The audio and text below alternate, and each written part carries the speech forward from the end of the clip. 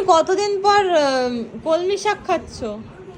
ঘরের ভাত 2 বছর পরে কলমি শাকের ভাজা খাচ্ছি।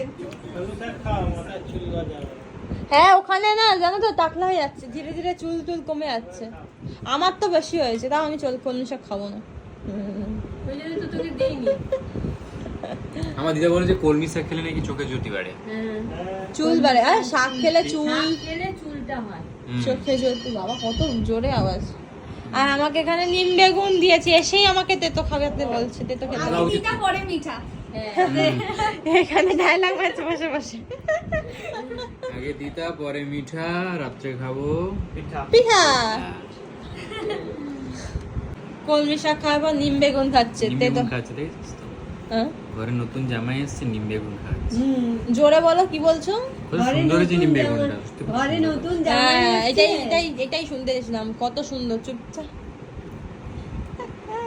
আমাকে খুব বলছিল যে খাও খাও, নিম বেগুন খাওয়া ভালো। পছন্দ তো।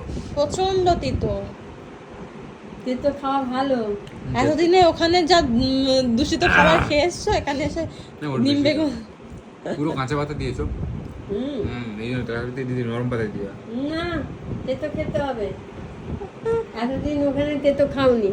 শাশুড়ি মুখটা বলছে দেখ, মানে মুখটা খেতে দেখ, হবে। মুখটা দেখ, মুখটা দেখ। কাকিকে পুরো টিচার দিদি লাগছে।